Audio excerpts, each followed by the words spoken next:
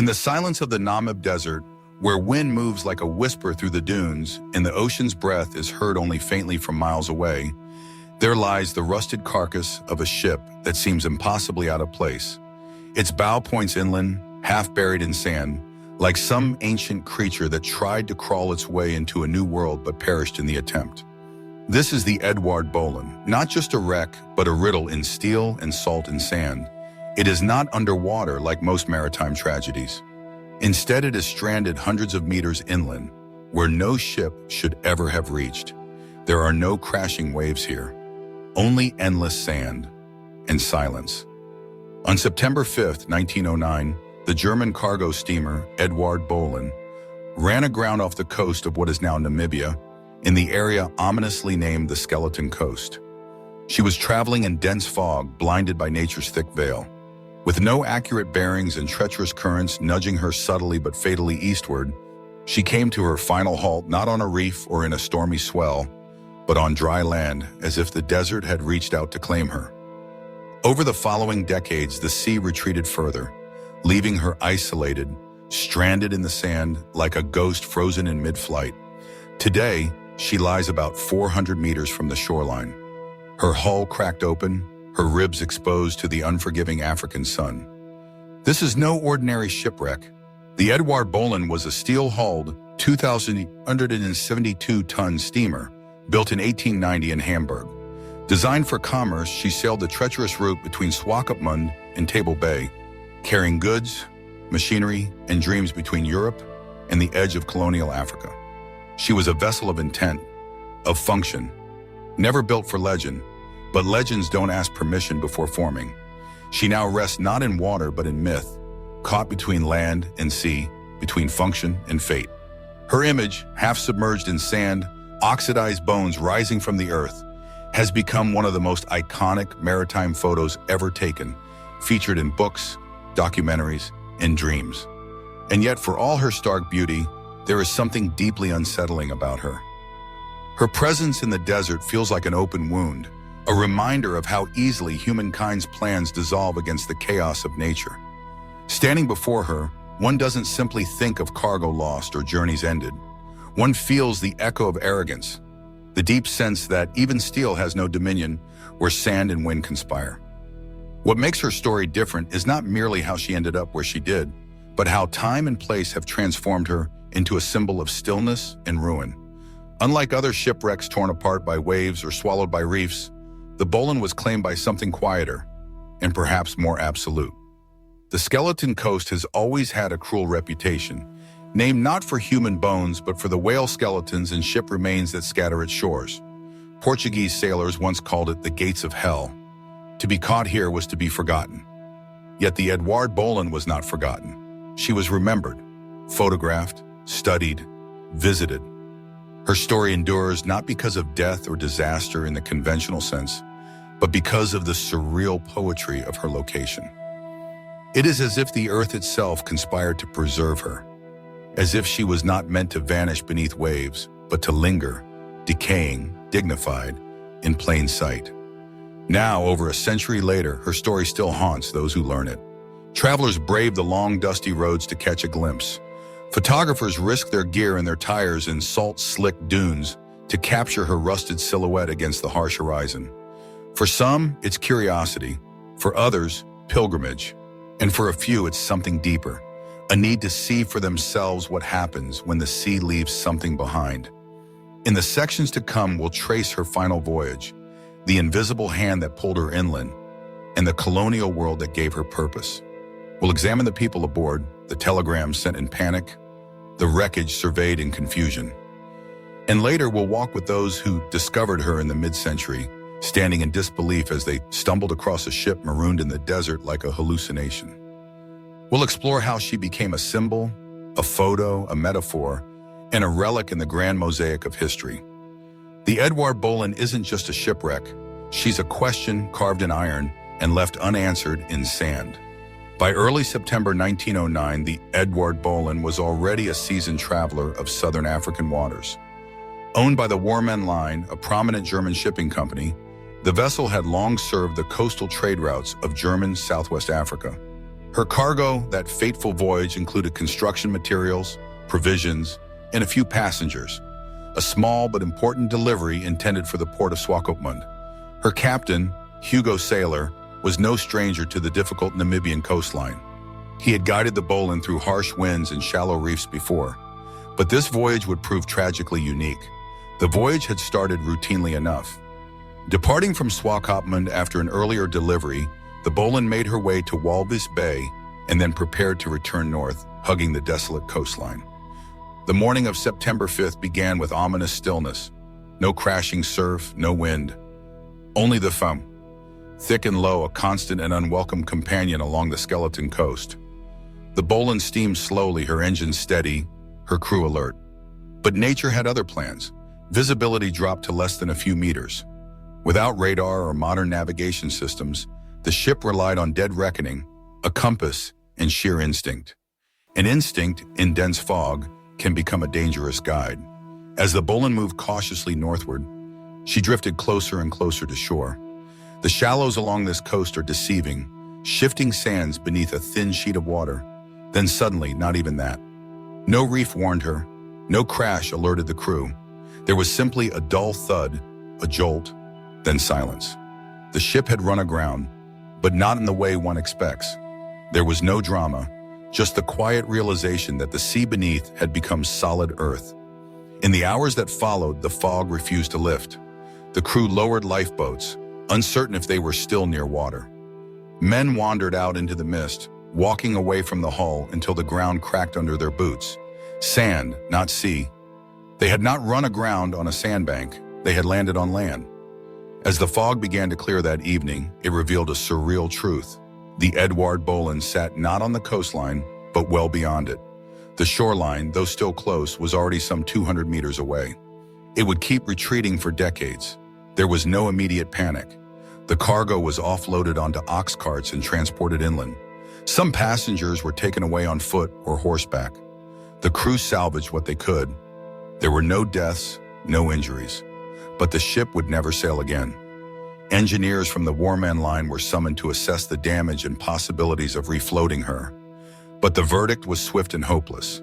The Bohlen had been taken, not by a wave, but by the land itself. Over the next few weeks, the sand began to pile against her hull, creeping higher, burying her slowly. She didn't sink. She settled, breathless, into the desert. For decades after the grounding, locals would refer to the ship as a warning. Not of storms, but of silence. Not of icebergs or war, but of Schwarzwaffe and overconfidence. The incident was studied in German maritime circles as a cautionary tale, a reminder that even advanced navigation cannot see through the breath of a desert. And for years, the Bohlen remained largely forgotten by the wider world. The skeleton coast swallowed many ships after all. She was just one more name on a list, her final coordinates filed and faded. But the desert had other plans. Unlike wood, steel does not vanish so easily. The Bohlen's iron bones held fast. Her form resisted the erosion of wind and time. As decades passed, the sand did not destroy her. It preserved her. By mid-century, aerial photographs began to circulate, capturing what appeared to be a shipwreck stranded hundreds of meters inland. Curious eyes turned toward the Namib. Expeditions followed. The photos went viral, in the pre-digital sense of the word, passed through magazines and explorer circles. The world rediscovered the Eduard Bohlen, and with her, a mystery. How could a ship lie so far from water? Had the sea once stretched further inland? Was this evidence of shifting climates, or merely a fluke of weather and fate? Scientists came, as did historians, and their debates fed the legend. But the image, the ship alone in the desert, was more powerful than any data. It spoke of dislocation, of lost purpose, of something meant to move that could no longer shift. It captivated imaginations not with its violence, but with its stillness. By the late 20th century, the Eduard Bohlen had become a pilgrimage site. Travelers with off-road vehicles would set out across the endless desert to see her. Guides would recount her story by campfire light, letting the silence between words evoke her loneliness. Today, rusted and sun-bleached, she remains there still. And though her story began with fog and miscalculation, it now belongs to a larger tapestry, one not just of shipwrecks, but of human ambition, vulnerability, and the quiet power of nature's indifference. As months turned into years and then decades, the Eduard Bohlen refused to vanish. The desert, rather than reclaiming her entirely, chose to make her a monument. She stood like a skeletal sentinel half buried in sand, a ghostly reminder that the ocean once reached farther inland, or that time, like wind, reshapes the boundaries we once thought were fixed. The Namib Desert, ancient and unrelenting, had granted her a second life, not as a vessel of transport, but as a relic suspended in quiet exile. Winds from the Atlantic blew tirelessly across her rusting hull. Each gust carried microscopic grains that scoured the iron plating, peeling away paint and pride. Her mast, once upright and useful, now leaned like a forgotten flagpole in an abandoned battlefield. Pieces of rigging, now stiff with salt and heat, occasionally moaned against the air as if echoing the voices of men long gone. But the Bohlen did not resist. She simply remained. Local communities began telling tales. Some swore that in certain lights, she shimmered like a mirage.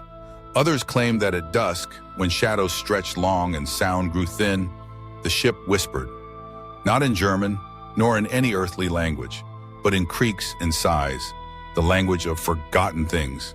A few said she walked in dreams. People would wake with sand in their mouths or the sensation of waves under their feet, though they hadn't seen the ocean in years. In truth, the Eduard Bohlen was quietly becoming one of the most photographed shipwrecks in southern Africa. Explorers, desert guides, and historians alike made the pilgrimage. They'd approach her from the east, following narrow tracks across the gravel plains, tires slicing patterns in the dust. And then, suddenly, she would appear, like a hallucination. A ship without sea, a stranded soul. Tourists were told to tread lightly, not just for the preservation of the wreck, but out of reverence. This wasn't a museum piece curated by humans. It was a sculpture shaped by entropy. In the 1980s, when aerial photography became more accessible, images of the Bohlen began to appear in international media. They showed her lying parallel to the coast, yet hundreds of meters inland, as if she had tried to flee the water and given up. Some headlines called her the ghost ship of the Namib. Others labeled her the ship that walked. Scientists clarified that she had not, in fact, walked. The desert had expanded, the sea receded, and plate tectonics had shifted very slightly, but none of that diminished her poetry. Over time, explorers began mapping other wrecks along the skeleton coast, forming a necklace of decay across the sand. But the Bohlen stood out. She was accessible, intact in outline, and evocative in composition. She looked as though she had simply stopped sailing one day and decided to stay. She had no massive breach, no sign of explosion or fire. She was abandoned, not destroyed, a rare state for a wreck. Art students painted her. Filmmakers used her silhouette as inspiration. One European director even considered her the visual metaphor for exile in his adaptation of a post-war novel. And so the Bohlen's legacy began to shift from factual to symbolic. She was no longer just the ship that ran aground in fog. She had become something else entirely, an icon of dislocation, of transition, of how man-made purpose can be swallowed by the vast indifference of nature. Conservationists voiced concerns. Her steel hull, while resilient, was aging. Salt corrosion and temperature swings cracked her seams. Some argued she should be moved, preserved in a maritime museum. Others, especially Namibian historians and cultural experts, rejected this idea entirely. The Bohlen was part of the desert now. Her meaning depended on her being there, on her being out of place. Removing her would sever the story. It would make her safe but meaningless. So she remained as she does today. The desert shifts slightly each year, but the Bohlen has dug in. Her bow is now more deeply buried, but her stern rises defiantly, like a memory refusing to fade. Visitors still walk around her quietly, circle her slowly, take photographs from respectful distances. No one dares climb aboard. There is an unspoken agreement between humans and the wreck. To observe is permitted, but to intrude is sacrilege. At night, the wind still howls through her ribs, like breath through an old instrument. And if you stand there long enough, with the sand cold under your boots and the stars sharp above you, you might feel it too, that subtle shift between reality and story, between metal and myth. The Eduard Bohlen doesn't speak, but she tells you everything if you let her. She is not merely a shipwreck, she is an exiled voyager, a traveler stranded not just by the sea, but by time. And while the world spins forward, bringing radar and satellites, global positioning and climate science, she remains, anchored in place not by chains or anchors, but by narrative. A tale half told, still unfolding, still rusting, beautifully under the weight of silence.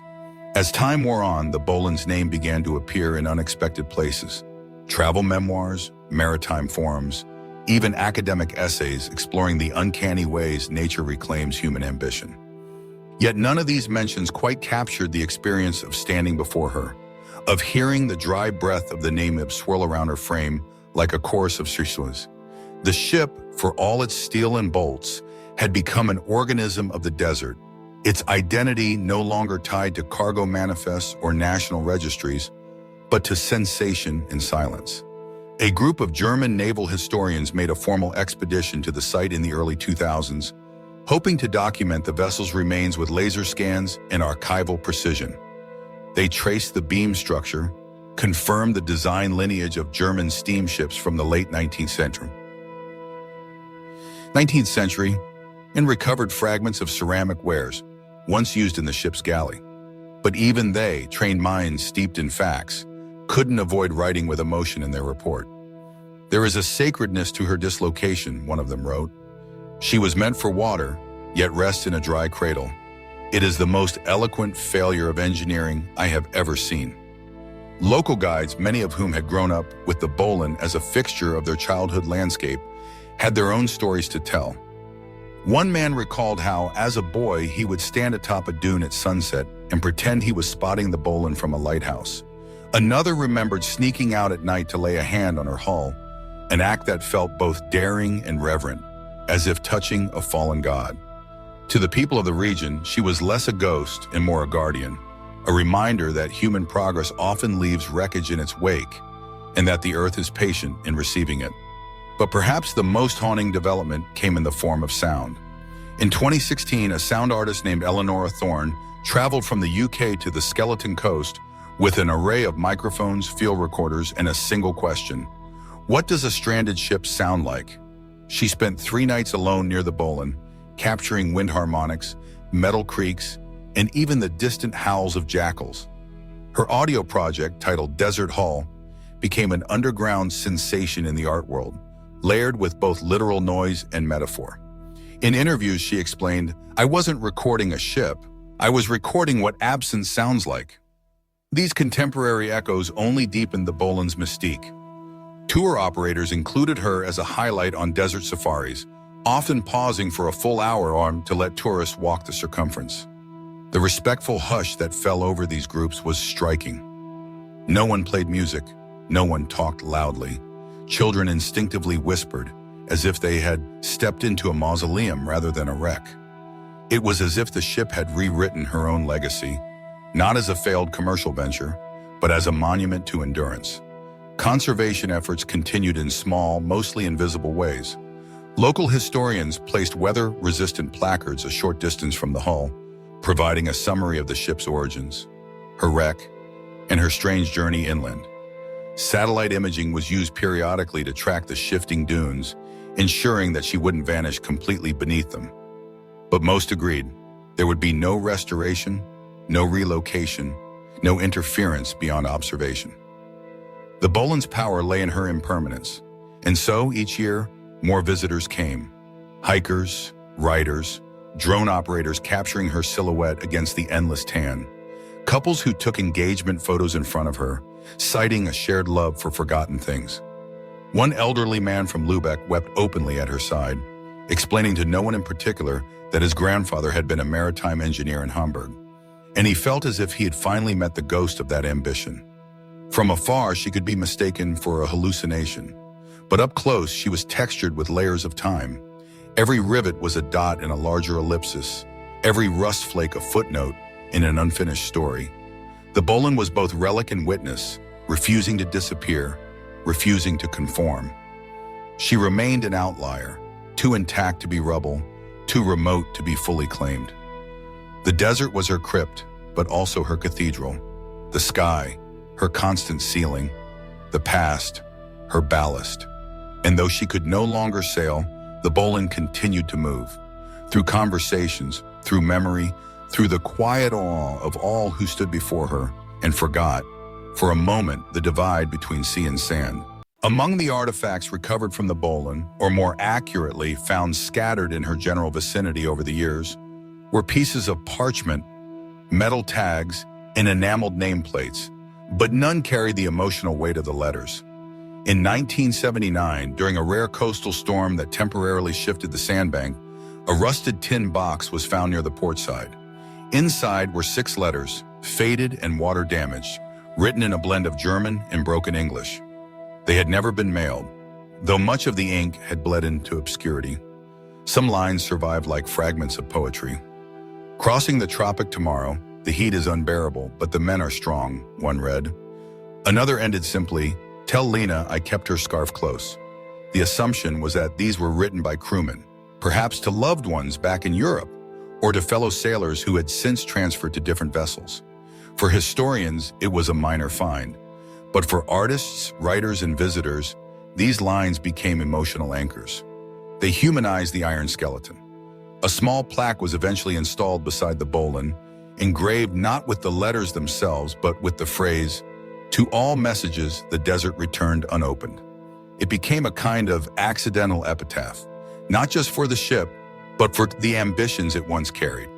Those ambitions had been freighted with profit, expansion, colonial desire, but also with ordinary human needs: communication, validation, remembrance. For a ship built to connect continents, to bridge distances, her final act was to embody isolation. No more dispatches, no more arrivals, just the quiet persistence of rust and sand and silence. The more people came, the more legends formed. Some claim that on certain nights, if you listened carefully, you could hear Morse code clicks echoing faintly across the dry air. Others insisted that the ship's alignment with the stars marked the date of her sinking, forming a cosmic memorial only visible to those who believed. None of this was true, but that hardly mattered. The Bohlen had become a vessel of myth, and myths thrive on faith, not proof. One Namibian elder told a guide that he believed the ship had chosen to stay, as if repenting for past journeys. "Ships are not just machines," he said. "They remember where they have been. Sometimes they want to stop." The guide, a young woman from Windhoek, included the quote in every tour from that day forward. It resonated more than dates or measurements. A visiting author from South America once compared the Bohlen to the final chapter of a novel never written. "You turn the page," she said, "and realize the ending is already around you. There's nothing left to say because the silence is saying it all." That line was later printed in a travel magazine, prompting a wave of writers and bloggers to pilgrimage to the Skeleton Coast, each hoping to find their own unspeakable sentence. Despite the growing attention, there were never any efforts to commercialize the wreck. No fences, no ticket booths. The Namibian government, alongside several conservation groups, treated her like a sacred ruin, accessible but untouched. No one tried to sell souvenirs. The only things taken were photographs, and sometimes quietly, a handful of sand. In 2021, a photographer from Tokyo published a black and white photo essay titled "Drifted Steel," with the Bohlen as its centerpiece. The images were stark, all shadow and glare, rendering the ship almost spectral. In the preface, the photographer wrote, "She does not belong to the past. She belongs to the place between." That line was later quoted in an academic paper on how human structures become absorbed into landscape and myth. And still she waited, not to be saved, not to be mourned, simply to be seen.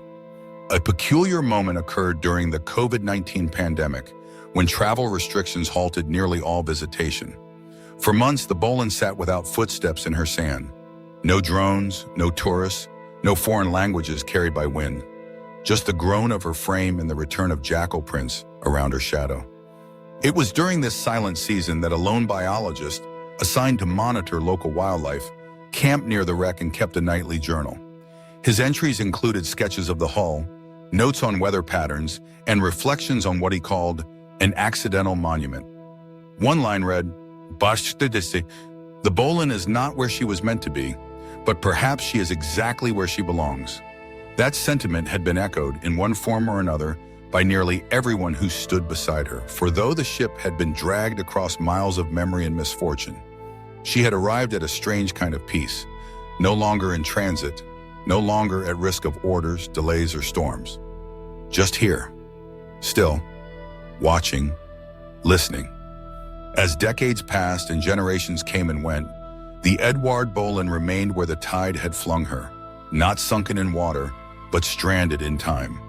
She stood like a ghostly sculpture on the skeleton coast, a place already nicknamed for its macabre littering of wrecks, where the Atlantic meets the Namib Desert with no intention of compromise. Her hull, once an emblem of progress and trade, was now sculpted by winds that didn't care for purpose or pride. Her iron seams cracked open like the pages of a forgotten book, offering no explanation, only presence. Visitors who made the trek through swirling dunes to reach her rarely spoke loudly. The moment they saw her, they quieted instinctively. There was no sign asking for silence. It simply arrived with the scene. The flat horizon, the way the fog from the ocean moved inland like a reluctant breath. The ship tilted just enough to appear as if she had paused mid-sentence. All of it asked for reflection. To Namibians who lived nearby, she was both landmark and lesson. Stories told to children often started with the Bohlen, how she had come too far inland, how even the strongest vessels could become stillborn in the wrong conditions. Elders would point to her silhouette on the horizon and say, "There, that is what happens when the sea is betrayed by the land, and the land shows no mercy." It wasn't a scientific explanation, but it held a deeper truth. A group of marine historians once dubbed the Bohlen the ship that drowned in sand. The phrase caught on. Articles, documentaries, even novels borrowed the line, and yet what it captured was more poetic than factual. The Bohlen had not drowned, she had transitioned, not from ship to ruin, but from utility to metaphor. She had become a witness, not to a single event, but to the passage of everything. In one corner of her collapsed bridge, a bird had nested. Some say it was the same bird every year. Others claimed it was a different species each time. But photographs showed the same bent railing, the same woven scraps of grass and plastic tucked into the same crevice. It was as if nature had chosen to bookmark the Bohlen, preserving her presence not in history books, but in instincts and wingspans. The most surreal moments came during sandstorms. From a distance, the entire wreck would vanish, swallowed by the moving earth. For hours, sometimes days, there would be no ship, only the flat growl of wind and the swirling blindness of the storm. Then, as quickly as it came, the sand would recede and the ship would reappear, unchanged. It was as though she existed in both states, present and absent, seen and unseen, remembered and forgotten. Tour guides, when asked why the Bohlen was never moved or restored, often smiled before answering. Because she already arrived, one guide liked to say. Ships are supposed to reach somewhere. She did. It just wasn't where we expected. That answer usually satisfied the curious. After all, how could you restore something whose value now lived in its decay? An artist from Denmark spent 2 weeks sketching every visible angle of the wreck. She said the ship reminded her of a sleeping animal, too proud to collapse fully. In her exhibition later that year, one charcoal drawing simply bore the title, Breathless Atlas. The name stuck in some circles, adding another poetic alias to the vessel's growing mythology. What few people knew was that the Bohlen still appeared in nautical records. As late as 2015, some marine databases listed her coordinates with the note, wreck above waterline, not navigationally relevant. It was a strange way to describe her, accurate in a literal sense, and yet deeply insufficient. For those who came to see her, she was far more than a warning to ships. She was a story that refused to sink. In 2022, a small documentary crew set up cameras to film a time-lapse of the Bohlen under the night sky. Over 14 nights, they captured the Milky Way gliding over her remains, stars tracing paths no longer accessible to the ship herself. The footage went viral. Viewers around the world left comments not about maritime history or engineering, but about loneliness, memory, and permanence. One comment read, "She looks like she's still listening for a command that never came." The Bohlen had ceased to serve a practical function long ago. She would never sail again, never carry cargo or crew. But in her stillness, she had assumed a role no one anticipated, a keeper of presence, a monument not raised by human hands, but sculpted by accident and embraced by the elements. Each visitor left with a different impression. Some felt sadness, others awe. A few, a strange comfort, as if the ship had whispered that even when direction is lost, meaning can still emerge. For the Bohlen did not resist her fate, she transformed it. And so, day by day, dune by dune, the sand moves through her frame like time through memory, shifting, gentle, and relentless. The Eduard Bohlen may have been stripped of motion, but never of meaning. As she rests between desert and ocean, her skeletal frame has etched itself into the collective memory bond of those who have studied, visited, or simply dreamed of her. She is not merely a shipwreck, she is an enduring paradox, an object built for the sea, conquered by the sand, a creature of industry, now consumed by poetry. Few relics of maritime history speak as eloquently without a single word. The Bohlen doesn't need plaques or voiceovers. Her corroded rivets, twisted beams, and sand-packed decks do the storytelling. What she offers is a living archive of early 20th century seafaring ambition, frozen not in ice like the Endurance, nor swallowed whole like the Lusitania, but suspended in time by the breathless heat of the Namib. This is why researchers and wanderers alike continue to pilgrimage to her remains. They don't come to solve a mystery, they come to inhabit one. The ship reveals little yet offers much. She reminds them of the fragility of navigation, the brutality of nature, and the humility required to traverse either. In every pitted surface and buckled plate, there is an echo of humanity's ongoing struggle to move forward, and the price paid when the world chooses otherwise. In the larger canvas of maritime history, the Eduard Bohlen is not the most famous ship. She carried no royalty, fought no war, bore no treasure, but she has become, paradoxically, one of the most symbolic. Where other wrecks are reclaimed by coral reefs or buried in archival silence, she remains visible, tactile, and exposed to the elements. Her preservation is accidental and therefore pure, unshaped by human curation, left instead to wind, salt, and myth. Namibian guides now include her in their tours not as a tragedy, but as a testimony. "This is our timekeeper," one guide says. "She reminds us how long the world has been watching." For school children, she's a field trip in history and mystery. For photographers, a muse impossible to replicate. For those who walk the skeleton coast with its mirages and salted winds, she is a moment of quiet defiance, a refusal to vanish. 3 times a year, as part of a conservation survey, drones are sent to record her shifting outline. The footage reveals something subtle. She is always changing, yet always the same. A dune now hugs her hull more tightly. A storm has carried away another piece of railing. And yet her posture, her bearing, remains. It's as though she still anticipates a tug of current that will never come, a call from the deep that has long since gone silent. In academic circles, her presence has begun to shift discussions about what we preserve and why. One maritime historian recently wrote, "The Eduard Bohlen is not merely a historical artifact. She is a philosophical one. She forces us to ask, when does a vessel cease to be a ship and begin to be a shrine?" It is a question without an answer, but one that deserves to be asked. She now occupies a curious space between natural and unnatural. Her rust blends into the sand like a deliberate design. Her stern faces the horizon as if still scanning for an arrival that will never materialize. It's this posture, neither surrendered nor alert, that gives her a strange, almost sentient presence.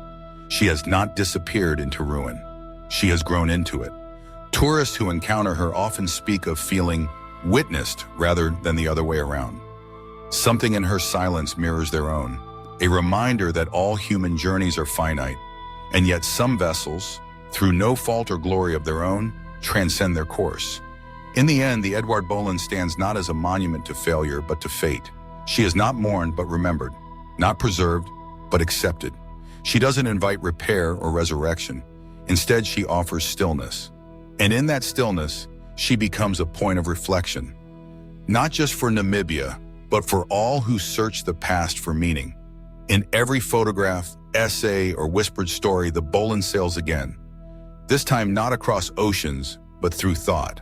In that sense, she continues her voyage, part relic, part riddle, forever anchored in the tapestry of maritime history.